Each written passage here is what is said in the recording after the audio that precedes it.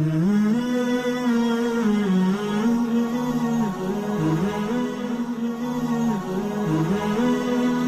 کے بعد ایک حدیث سنا دیتا ہوں، صرف ایک حدیث پہ عمل کر لو، ساری دنیا بھی آپ کی، آخرت بھی آپ کی۔ میرے نبی نے فرمایا اربع من کن فیہ ما ضرہ ما فاتہ من الدنیا، چار باتیں مجھ سے لے لو، دنیا بھی تمہاری، آخرت بھی تمہاری۔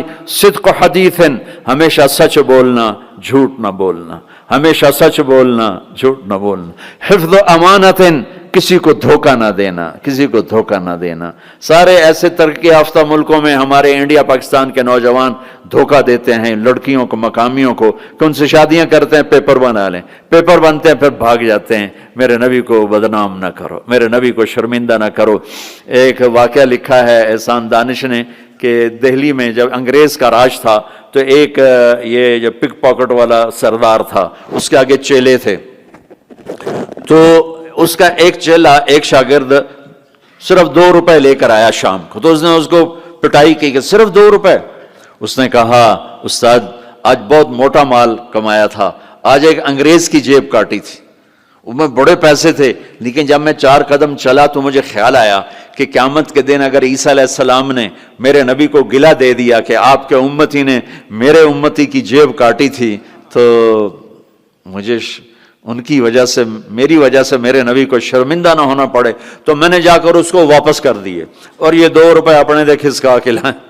تو وہ اس کا استاد بھی رونے لگا کہ بیٹا یہ 10 روپے تیرا آج کا انعام ہے، تو نے کمال کر دیا۔ تو میرے عزیزو، ایسا کام نہ کرو جس سے تمہارے نبی کو شرمندہ ہونا پڑے۔ یہاں رہتے ہو صحیح طریقے سے پیپر بناؤ، غلط طریقے سے پیپر مت بناؤ، ٹیکس چوری مت کرو، ٹیکس کی چوری کے لیے ہیلے بہانے جھوٹ مت کرو۔ مسلمان سچ بولتا ہے، جھوٹ نہیں بولتا، مسلمان دھوکہ نہیں دیتا، دیانتداری سے کام کرتا ہے۔ 4 ٹکے بچا کر کیا کر لو گے؟ جھوٹ تمہارے چہرے کی لعنت بن جائے گا، قیامت کے دن کی سیاہی بن جائے گا۔ اور میرے نبی نے فرمایا جو دھوکہ دیتا ہے وہ میری امت سے خارج ہو جائے۔ من غش فلیس منا، جو نماز نہیں پڑھتا میری امت سے خارج ہو گیا، یہ نہیں کہا۔ جو روزہ نہیں رکھتا میری امت سے نکل گیا، یہ نہیں کہا۔ جو دھوکہ دیتا ہے میری امت میں سے نکل گیا، میری امت میں سے نہیں ہے۔ تو یہاں رہنا ہے تو سچائی کے ساتھ رہو، دیانتداری کے ساتھ رہو۔ شادیاں کی ہیں تو پھر نبھاؤ، پھر اس سے نبھاؤ، پہ فراڈ نہ کرو۔ ایک دن آنے والا ہے تمہیں اللہ کے سامنے کھڑے ہونا ہے، تمہارے دھوکے فراڈ سارے کھول کے اللہ تعالیٰ الگ دکھا دے گا، اور اس دن شرمندگی ایسی ہوگی کہ کہیں چھپنے کی جگہ بھی نہیں ملے۔ تو اللہ کے واسطے ایسے مسلمان بنو کہ تمہارے ذریعے سے تمہارا اسلام چمکے، روشن ہو، یہاں کی حکومت تمہاری تعریف کرے۔ یہاں کی حکومت تمہیں کتنی مذہبی آزادی دے رکھی، کتنی آسانیاں دے رکھی ہیں، تو ان کے ساتھ چیٹنگ مت کرو، ان کو دھوکہ مت دو، ان کے ساتھ فراڈ مت کرو، ان کا ٹیکس نہ چوراؤ، ان کو پورا ٹیکس دو، جتنا وہ تمہارا بنتا ہے سارا دو۔ اللہ تمہیں یہ تمہارا صدقہ بنے گا۔ زکوٰۃ تو مسلمان کو دی جاتی ہے، یہاں تمہیں نظر نہیں آتا، اپنے پاکستان میں، انڈیا میں زکوٰۃ بھیجو، لیکن صدقات ان کالوں کو دو جو غربت کے مارے تمہارے گھروں میں کام کرتے ہیں، تمہارے پاس کام کرتے ہیں، ان کو صدقات دو، نفلی صدقات، ان کو جتنا دے سکتے ہو دو، یہ تمہارے ہمدرد بنیں گے، تم سے محبت کریں گے، تم سے تمہارے قریب آئیں گے، تمہارے احسان مند ہوں گے۔ مسلمان بخیل نہیں ہوتا، مسلمان سخی ہوتا ہے۔ تم ایسے جوڑ کے کیا کرو گے؟ قبر میں کتنے لے کے جاؤ گے؟ تو میرے نبی نے فرمایا ایک سچ بولو، ایک دھوکہ نہ دو۔ تیسرا فرمایا اخلاق اچھے کرو، حسن خلیقۃ، اپنے اخلاق اچھے کرو۔ اور چوتھا فرمایا عفۃ فی طعمۃ، رزق حلال کمانا، حرام نہ کمانا۔ یہاں آ کے شراب کی دکان نہ کھول بیٹھنا کہ پیسے زیادہ بنتے ہیں، آگ لگا دو اس کمائی کو جس پہ تمہارا اللہ ناراض ہو اور اللہ کا رسول ناراض ہو۔ تمہارا ایک رینڈ جو حلال کا ہے تمہارے لاکھوں حرام کے رینڈ سے زیادہ اللہ کو محبوب اور پسند ہے، اور اس میں زیادہ برکت ہے۔ حرام کھا کے نہ کوئی سکھ کی نیند سوتا ہے، نہ سو سکتا ہے۔ اللہ کو بھولا کے نہ کسی نے چین پایا ہے، نہ پا سکتا ہے۔ یہ 4 باتیں آپ لے لیں، میں لے لیں، تو ہماری زندگی یہ بھی خوبصورت، وہ بھی خوبصورت۔ سچ بولنا، کسی کو دھوکہ نہ دینا، دیانتداری، اخلاق اچھے کرنا، رزق حلال کمانا۔ حضرت سعد بن معاذ بیٹھے تھے ہمارے نبی کی نظر پڑی ان کے ہاتھوں پر، ہاتھ بڑے سخت تھے. آپ نے کہا تیرے ہاتھ کیوں سخت ہیں؟ کہا جی بچوں کے لیے روٹی کماتا ہوں تو ہاتھ سخت ہو گئے. تو آپ نے ان کے ہاتھوں کو پکڑ کے بوسہ لیا ایسے اور فرمایا بچوں کو حلال کھلاتے جو ہاتھ ایسا ہو جاتا ہے اس پہ جہنم کی آگ حرام ہو جاتی. ہماری تو کمائی، آپ کی کمائیوں میں سچ اور دیانتداری ہو تو اللہ کی قسم 24 گھنٹے نماز لکھی جائے گی.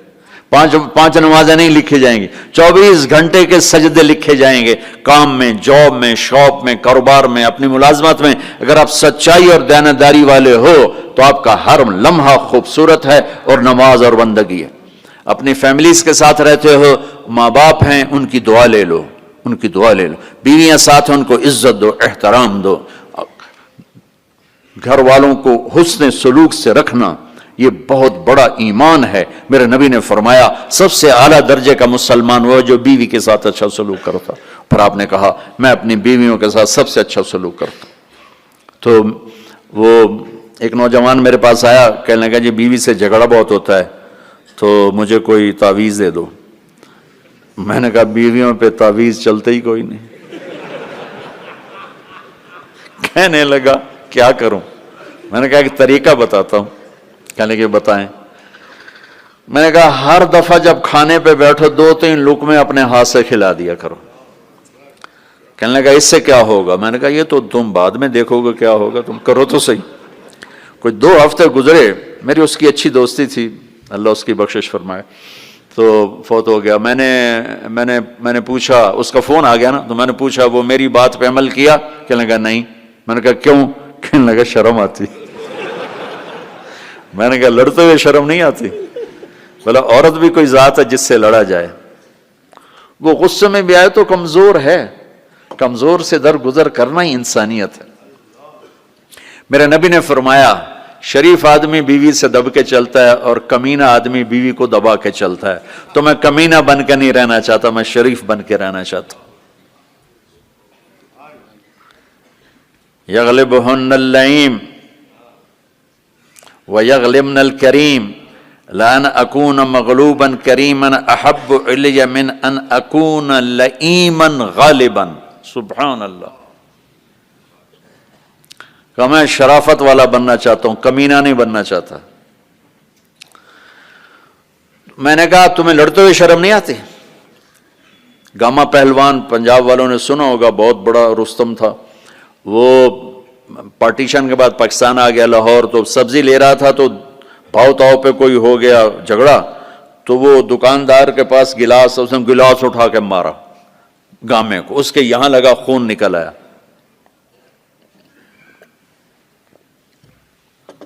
اس نے چپ کر کے پکڑی کھولی اور نیچے سے یوں اس کو لا کر باندھ کے چل پڑا. تو لوگ انہوں نے اس کو پکڑ لیا، پہلوان جی اے ماڑا جا بندہ تو انہوں مار گیا، تُسی انہوں آکھی کچھ نہیں، تُسی تو پہلوان. کہنے لگا ماڑے نو مار دیا شرم آتی ہے. وہ کہنے لگا کمزور کو مارتے ہوئے شرم آتی.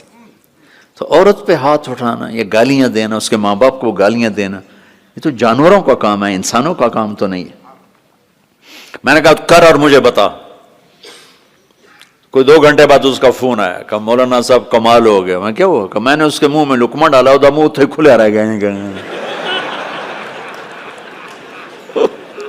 منہ کھلے رہ گیا. مجھ سے کہنے لگی تو خود تو کر نہیں سکتا، کس نے تمہیں یہ سکھایا ہے؟ کس نے سکھایا؟ اس نے کہا مجھے مولوی طارق جمیل نے سکھایا. انہوں نے ایسے چولی اٹھا لی. اللہ مولوی طارق جمیل اور اس کے بچوں کا بھلا کرے جس نے تمہیں انسان بنایا. اپنے گھروں کو آباد کرنا ہے تو اخلاق اچھے کرو، بول میٹھا کرو. بچے ساتھ ہیں ان کو محبت سے لے کے چلو. آپ ایسے دیس میں ہو جہاں ہمارا دینی ماحول نہیں ہے، آپ کو بنانا پڑے گا. اور دینی ماحول بنانا ماشاءاللہ بہت مسجدیں دیکھیں، مدرسے دیکھے، بہت خوشی ہوئی، لیکن ماحول بنانے کے لیے کچھ اور بھی ہے. محبت دو. علماء سے کہتا ہوں آپس میں پیار و محبت کی فضا قائم کرو. شدت پہ نہ چلو، نرمی پہ چلو، فتوے بازی پہ نہ چلو، محبت سے چلو. اختلاف رائے کرو، پر اختلاف رائے کو کفر تک پہنچا دینا، حرام تک پہنچا دینا، یہ اہل علم کا کام نہیں ہے. اہل علم ہوتے ہیں جو حلیم ہوتے ہیں، وقور ہوتے ہیں، اور وہ درگزر کرنے والے ہوتے ہیں، محبت کرنے والے ہوتے ہیں، معاف کرنے والے ہوتے ہیں، برداشت کرنے والے ہوتے ہیں. چھوٹی چھوٹی باتوں پہ فتویٰ بازی، اس سے بچو. اللہ تعالیٰ نے جو ہمیں یہ تبلیغ کا کام دیا ہے، اس میں آپ سب سے نیت کرواتا ہوں کہ 4 مہینے لگانے کی ساری نیت کر لو، کرتے نا نیت انشاءاللہ. اور چھوٹی سی تشکیل کرتا ہوں کہ ہر مہینے 3 دن آپ لگا لیا کریں. اللہ کا فضل ہے، تبلیغ کا کام تو ہر جگہ ہو رہا ہے. اب ہر مہینے صرف 3 دن جانا شروع کریں. جنید جمشید مرحوم کو میں نے یہ کہا تھا کہ تو 3 دن لگانا شروع کر. وہ کہنے لگا میں تو ناچتا ہوں، سٹیج پہ گاتا ہوں، میں 3 دن لگاؤں گا، کیسے لگاؤں گا؟ میں ادھر یہ کرتا ہوں، ادھر تبلیغ کروں. میں نے کہا یہ تیری ڈوز ہے، دوا ہے، تو دوا شروع کر، صحت ہو جائے گی. 97 کی یہ بات ہے.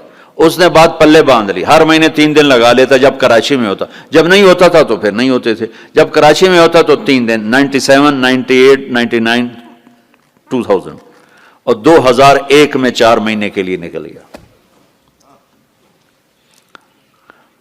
تو آپ سب مجمع ماشاءاللہ نوجوانوں کا ہے، 3 دن لگاؤ گے، ٹھیک ہے نا؟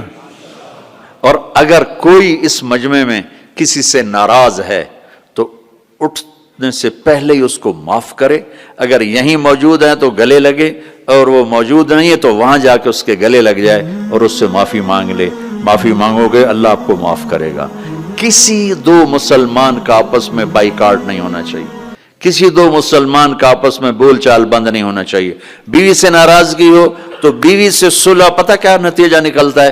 جب آدمی بیوی سے صلح کرتا ہے تو اللہ